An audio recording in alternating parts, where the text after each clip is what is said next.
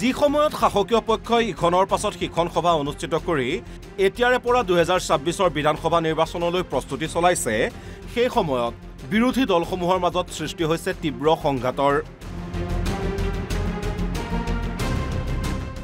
ৰাজ্যৰ ৰাজনীতিত এতিয়া শাসকীয় পক্ষই নহয়, বিৰোধী পক্ষই বিৰোধীক গালি পৰাত যেন ব্যস্ত হৈ পৰিছে।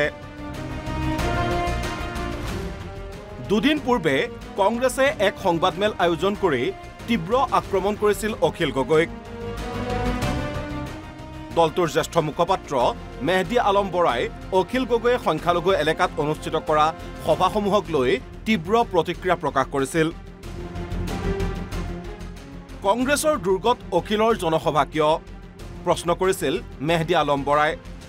কিন্তু শনিবাৰে এক সংবাদমেলত মেহদী আলম বৰাক উভতি ধৰিলে ৰাইজৰ দলে।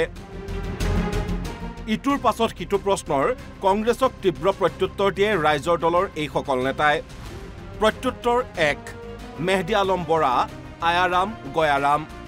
আচলতে মেহদী আলম বৰা ডাঙৰীয়া কাৰ মানুহ? তেখেতে বিজেপিত গৈ কংগ্ৰেছৰ হিমন্ত বিশ্ব শৰ্মাক আক্ৰমণ কৰা আমি লক্ষ্য কৰিছোঁ আগতে। আকৌ কংগ্ৰেছত ঘূৰি আহি আকৌ বিজেপিৰ হিমন্ত বিশ্ব শৰ্মাক আক্ৰমণ কৰা দেখিছোঁ।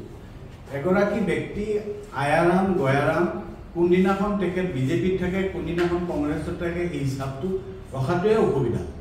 প্ৰত্যুত্তৰ দুই, অখিল গগৈয়ে কংগ্ৰেছৰ দুৰ্গতেই জনসভা কৰা নাই। মেহদী আলম বৰা ডাঙৰীয়াই এই কথাটো কৈছে যে শিৱসাগৰত অখিল গগৈ ডাঙৰীয়াই সভা পাতি দেখাওক। তেওঁ পাহৰি গৈছে, অলপমান তথ্য আৰু গৱেষণা কৰাৰ প্ৰয়োজন থাকে যে নৱেম্বৰ মাহৰ 13 তাৰিখে এখন ডাঙৰ বিশাল নৱেম্বৰ মাহৰ 12 তাৰিখে এখন ডাঙৰ ৰেলী এটা শিৱসাগৰত হৈ গৈছে। সেইকাৰণে এনেকুৱা একপক্ষীয় কিছুমান কথা ওপৰত বক্তব্য ৰাখি আৰু গৱেষণা নকৰাকৈ আৰু ৰাইজৰ দলে ক'ত ক'ত সভা কৰিছে ইয়াৰ জ্ঞান নথকাকৈ তেওঁলোকে এনেকুৱা ধৰণৰ মিথ্যাচাৰৰ আশ্ৰয় লোৱাটোক আমি গৰিহণা জনাইছোঁ।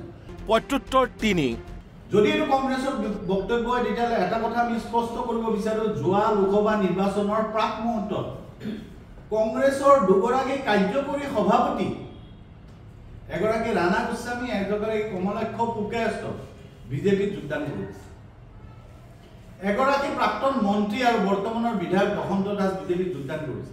মানুহৰ মনত বিভ্ৰান্তি সৃষ্টি কৰি পেলাইছে যে কোন হয় এই কংগ্ৰেছৰ নেতা কাৰ্যকৰী সভাপতি দুজনে যদি নিৰ্বাচনৰ প্ৰাক মুহূৰ্তত গুচি যায় আমি কাক ভোট দিম? ইয়াতেই থমকি নৰল ৰাইজৰ দল। কংগ্ৰেছৰ বিধায়কসকল কিদৰে বিজেপিৰ এজেণ্ট হৈ পৰিছে তাকো তথ্য সহকাৰে দেখুৱালে ৰাইজৰ দলে। প্ৰত্যুত্তৰ চাৰি, বাধ্য হ'ব যে আপোনালোক কোন হয়, কাৰ হয় স্পষ্ট কৰক। বিধানসভাত যেতিয়া মুখ্যমন্ত্ৰীৰ পত্নীৰ ছাবচিডি কেলেংকাৰীৰ কাৰণে প্ৰতিবাদ কৰা হওক, মুখ্যমন্ত্ৰীৰ পৰিয়ালৰ প্ৰতিবাদ হওক, তেতিয়া কোন অখিল গগৈৰ বাহিৰে আৰু কোনে কোনে প্ৰতিবাদ কৰিছে অসমৰ জনগণে দেখা পাইছে।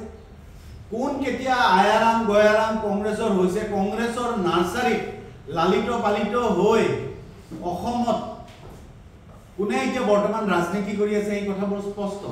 এই তালিকাখন যদি মই কৈ দিওঁ তেতিয়াহ'লে সকলোৱে আচৰিতে হ'ব। প্ৰত্যুত্তৰ পাঁচ, আকৌ কংগ্ৰেছৰ বিধায়ক হৈ বিজেপিৰ লগত থকা কেইজন, কংগ্ৰেছৰ বিধায়ক হয় তেওঁ, কিন্তু এতিয়া বিজেপিৰ লগত থাকে আৰু 2021 চনৰ বিধানসভা নিৰ্বাচনত কংগ্ৰেছ দলৰ পৰা প্ৰাৰ্থিত্ব লাভ কৰি পৰাজিত হোৱাৰ পিছত বিজেপিত যোগদান কৰা নেতা, তাৰমানে এনেকুৱা ব্যক্তিক প্ৰাৰ্থিত্ব দিছিল যোনে বিজেপিত যোগদান কৰিছিল।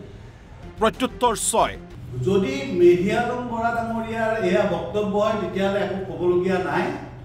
যদি যোৱাকালি যিখিনি কথা ক'লে এইখিনি যদি কংগ্ৰেছৰ বক্তব্য হয় তেতিয়াহ'লে এইখিনি আমাৰ প্ৰশ্ন, কংগ্ৰেছলৈ মুকলি প্ৰশ্ন, স্পষ্ট কথা।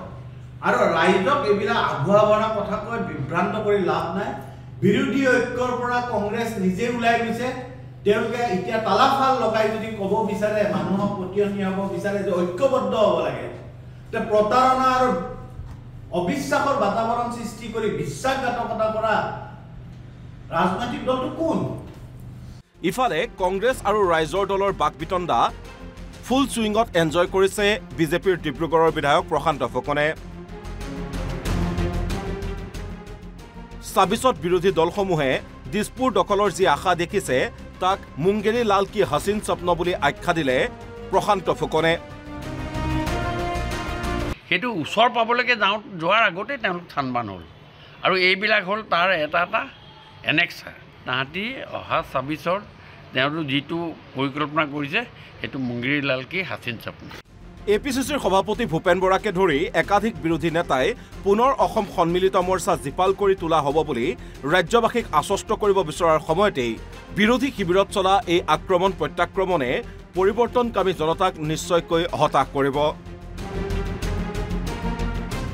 জিতুমণি ডেকা আৰু বিচিত্ৰ ৰাজবংশীৰ ৰিপৰ্ট NB নিউজ।